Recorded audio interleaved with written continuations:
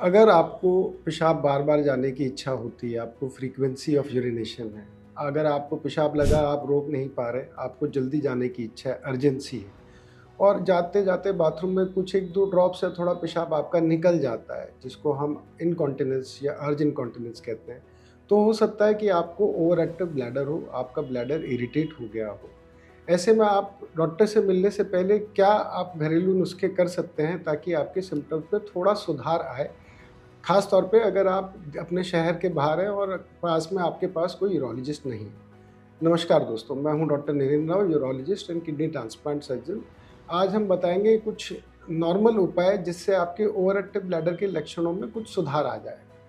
तो सबसे पहले देखिए, ओवर एक्टिव ब्लैडर का जो मैंने पहला सिम्पटम बताया, फ्रीक्वेंसी। कभी-कभार हम लोगों को एक आदत पड़ जाती है कि जब जैसे ही पहली अर्ज हुई कि मुझे पेशाब जाना है, तो आप उठ के तुरंत चले जाते हैं पेशाब करने के लिए। हो सकता है उस दौरान आपके ब्लैडर में इतना पेशाब हो ही ना कि जो आपको निकालने की ज़रूरत हो। फिर इसको रिपीटेडली बार-बार करते-करते आपकी ये फ्रीक्वेंसी की आदत बन जाती है। थोड़ा-सा पेशाब पेशाब की थैली में आया नहीं और आपको बार-बार पेशाब करने जाना है। पहले आप घंटे भर में जा रहे थे, फिर धीरे-धीरे करके आधा घंटा, फिर 15-15 मिनट में हो गया।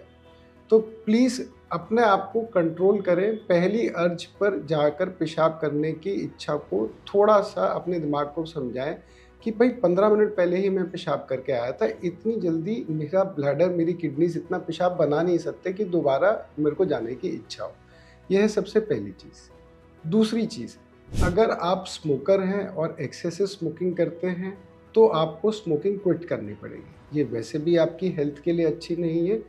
स्मोकर जो होते हैं उनका ब्लैडर निकोटिन के कारण इरिटेट हो जाता है। थोड़ा-सा भी पेशाब की आपकी पेशाब की थैली में आया, आपको लगेगा कि मैं जाके पेशाब कर दूँ। सेकंड, अगर आप स्मोक कर रहे हैं, आपको थ्रोट इन्फेक्शन हो रही है या गला सूख रहा है, तो इस चक्कर में आपका पानी का इंटेक 2-2 3-3 सिप करके आप लेते हैं, which also can lead to increase in symptoms of over active bladder. ये ओवर एक्टिव ब्लैडर के लक्षणों को और बढ़ा देता है।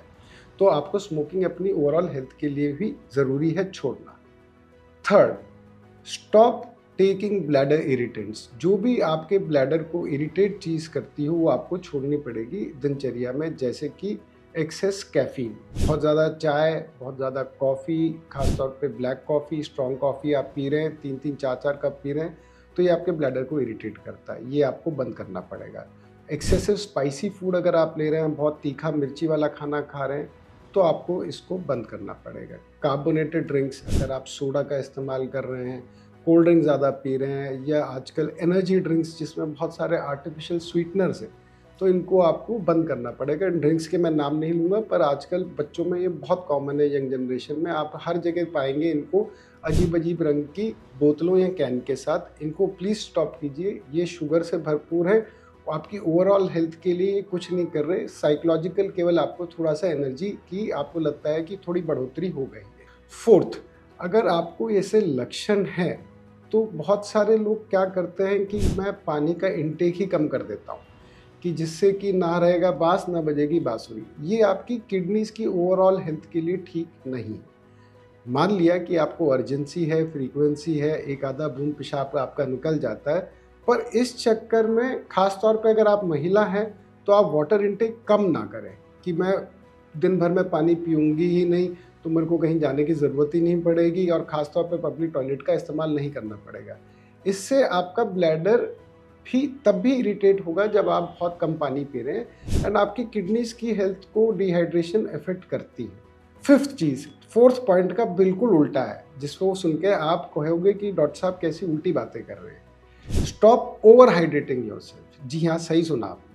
पहला पॉइंट था स्टॉप डिहाइड्रेटिंग योरसेल्फ, कम पानी पीना बंद कीजिए। दूसरा, ज़्यादा एक्सेसिव पानी पीना बंद कीजिए।